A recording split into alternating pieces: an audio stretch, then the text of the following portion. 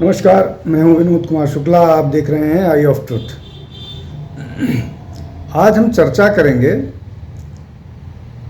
Assembly चुनाव में क्या संभावित परिणाम हो सकते हैं या किस तरफ चुनाव जा रहे हैं। वो इसलिए महत्वपूर्ण है कि दो बड़े दल या दो बड़े अलायंस इस बात का दावा कर रहे हैं कि वो चुनाव 5-0 से जीत रहे हैं। चाहे कांग्रेस की बात हम कर लें या भाजपा की बात कर लें, इस चुनाव में क्या हाल होने वाला है। मोटे तौर पर ऐसा माना जा रहा है और जो सूचनाएं आ रही हैं या जो ग्राउंड रिपोर्ट है उन सब के आकलन से, अगर हम एक एक प्रदेश की बात करें, साउथ से शुरू करते हैं। तेलंगाना राज्य के नाम पर स्टेट बना था और तेलंगाना राष्ट्र समिति, जो भारत राष्ट्र समिति है, वो 3 बार से वहाँ सरकार में है। इस बार उसको कई तरफ से मुकाबला करना पड़ रहा है। कांग्रेस तेज़ी से वहाँ इमर्ज की है। बीजेपी ने शुरुआत अच्छी की लेकिन बीच में पिछड़ गए, उनके मोमेंटम नहीं बन पाया। वहाँ एक महत्वपूर्ण फोर्स है MIM, असदुद्दीन ओवैसी की पार्टी MIM, जो वहाँ विधानसभा में उसका ठीक ठाक परफॉर्मेंस होता है। अगर इस पूरे राजनीतिक उसको देखें तो अगर तेलंगाना में मुकाबला त्रिकोणीय हो जाता है तो निश्चित तौर पर भारत राष्ट्र समिति के लिए मुश्किलें आने वाली हैं। अगर तेलंगाना में भारत राष्ट्र समिति की सरकार बनती भी है तो बहुत थिन मार्जिन से बनेगी। 1 या 2 सीट का अंतर होगा उसके चुनाव परिणाम की विजय में। अन्यथा वहाँ पर एक हंग जैसी स्थिति आ जाएगी। फिर उसमें MIM का समर्थन तो है ही है BRS को, या और क्या परिस्थितियां बनती हैं। थोड़ी सी BRS के लिए तेलंगाना में मुश्किलें हैं। अब बात करते हैं ऊपर आकर के छत्तीसगढ़ में। छत्तीसगढ़ पिछले अगर 2-2.5 महीने या 3 महीने पहले से चर्चा करें तो वहाँ पर स्पष्ट तौर पर भूपेश बघेल के नेतृत्व में कांग्रेस को बढ़त थी, लेकिन वो बढ़त कम हुई है और लगातार कम हो रही है। तो क्या ऐसा होने जा रहा है कि वहाँ पर भूपेश बघेल को भाजपा स्तब्ध करेगी? वहाँ पर भी जो तीसरा फैक्टर है वो डिसाइड करेगा कि क्या परिणाम होंगे। तीसरा फैक्टर अजीत जोगी का है।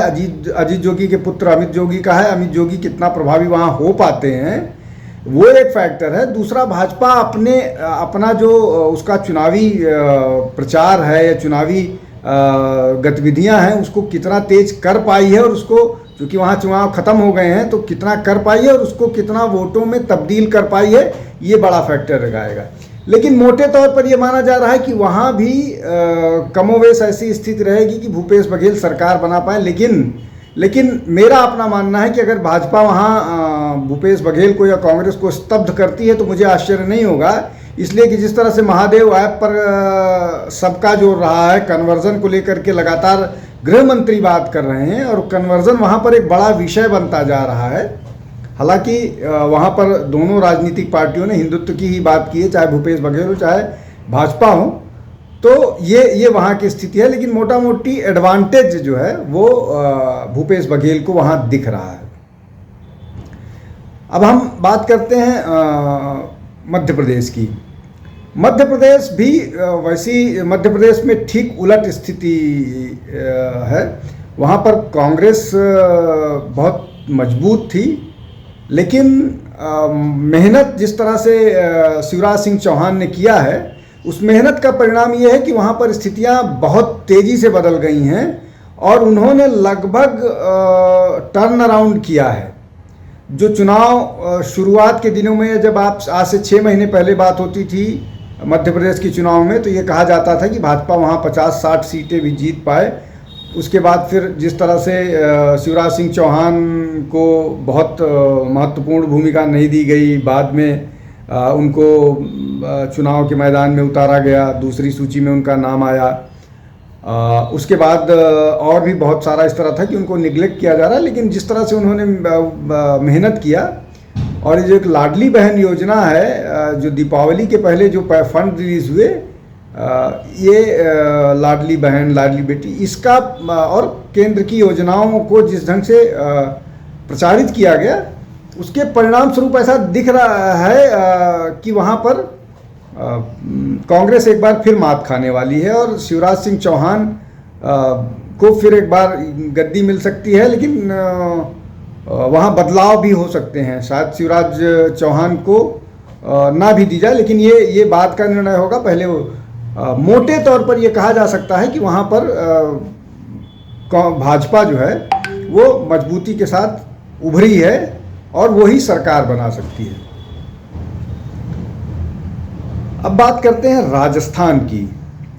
राजस्थान एक महत्वपूर्ण वो है जो पिछली बार कांग्रेस के पास चला गया था, और पिछले चुनाव के दौरान भी चर्चा यही होती थी कि वहाँ पर क्या करेंगे, वहाँ पर कौन जीतेगा, कैसे होगा, भाजपा वहाँ रिपीट करेगी। ये पिछले चुनाव में बात होती थी। लेकिन किसी तरह से समहाउ वहाँ कांग्रेस चुनाव जीत गई। लेकिन महत्वपूर्ण बात जो ध्यान रखने वाली है वो ये है कि वहाँ पर कांग्रेस को अपने बूते जो सिंपल मेजॉरिटी है वो नहीं मिल पाई। वहाँ 200 सीटों में सिंपल मेजॉरिटी 101 की होती है और कांग्रेस वहाँ 99 पर सीमित रह गई।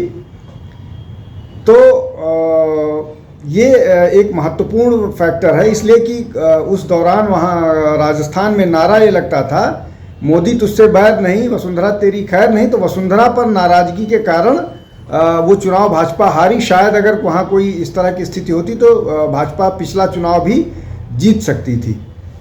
अब की स्थिति अगर देखें तो न केवल कांग्रेस के प्रति नाराजगी है, बल्कि पोलराइजेशन भी मध्य प्रदेश, क्षमा कीजिएगा, राजस्थान में बहुत ज़्यादा हुआ है। उसके अलावा वहाँ पर जो हनुमान बेनीवाल वाला फैक्टर है, हालांकि हनुमान बेनीवाल वाला फैक्टर भाजपा को ज़्यादा नुकसान करेगा, प्लस वहाँ चंद्रशेखर आज़ाद रावण की पार्टी और बेनीवाल ने मिल के अलायंस के साथ चुनाव लड़ रहे हैं। वहाँ बहुजन समाज पार्टी भी चुनाव में है। तो ये सारे फैक्टर्स जो हैं वो हैं। लेकिन मोटे तौर पर कांग्रेस जो है वो शहरी क्षेत्र में तो गायब है, पूरी तरह से नज़र ही नहीं आ रही है। ग्रामीण क्षेत्रों में थोड़ा उनका दिख रहा है। लेकिन महत्वपूर्ण बात ये है कि जब आप चुनाव जीतते हैं तब भी सिंपल मेजॉरिटी नहीं जीत पाते हैं, और भाजपा जब चुनाव जीतती है तो 161 सीट जीतती है 200 में से। ये एक बड़ा फैक्टर है जिसको ध्यान रखना चाहिए। तो यहाँ भी एक थर्ड फैक्टर है। तो उसके अलावा मिजोरम को हम लोग जल्दी से बात करते हैं। वहाँ पर जो एनडीए का अलायंस था वो अलग हुआ, और वहाँ की जो राजनीतिक दल है मिजो नेशनल, वो जो पार्टी है वो अकेले दम पर चुनाव लड़ रही है। लेकिन ये एक स्ट्रैटेजी का भी हिस्सा हो सकता है कि चुनाव के बाद वहाँ पर भाजपा और पुराना अलायंस और एनडीए जीते, एनडीए की सरकार बने, इसलिए कि वहाँ पर कांग्रेस बहुत बेहतर करती हुई नहीं दिख रही। हालांकि सोनिया गांधी ने अपील भी की है, एक वीडियो भी जारी किया है, और भी बहुत सारे फैक्टर हैं। राहुल और बाकी सारे लोग वहाँ पहुँचे हैं। राजस्थान न जा कर के, वहाँ राजस्थान बाद में पहुँचे, वहाँ जा कर के चुनाव प्रचार किया है। तो ये एक स्थिति बनती दिख रही है। इस स्थिति में अगर साफ तौर पर देखा जाए तो कांग्रेस के हिस्से सिर्फ छत्तीसगढ़ पड़ रहा है। सिर्फ छत्तीसगढ़ वो जीतते हुए नज़र आ रहे हैं। तेलंगाना में भी इस तरह की रिपोर्ट नहीं है कि वो पूरी तरह से, और सारे जगहों पर एक थर्ड फैक्टर काम कर रहा है। चाहे आप नीचे से शुरू करें, तेलंगाना, छत्तीसगढ़, मध्य प्रदेश, राजस्थान, सारी जगहों पर। तो ये थर्ड फैक्टर का कितनी बड़ी भूमिका होगी ये तो चुनाव परिणामों के बाद बताएंगे।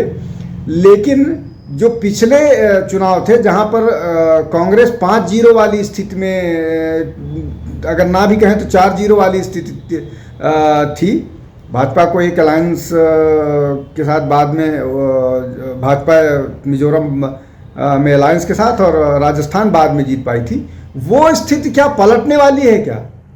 ये एक महत्वपूर्ण प्रश्न है और ये महत्वपूर्ण होगा चुनाव परिणाम के बाद। हम आप अनुमान ही कर सकते हैं, मैंने अपने अनुमान बता दिए, ये हम अनुमान ही कर सकते हैं, लेकिन 3 तारीख को जब परिणाम आएंगे तो देखते हैं क्या इस तरह से कुछ परिस्थिति बनती है।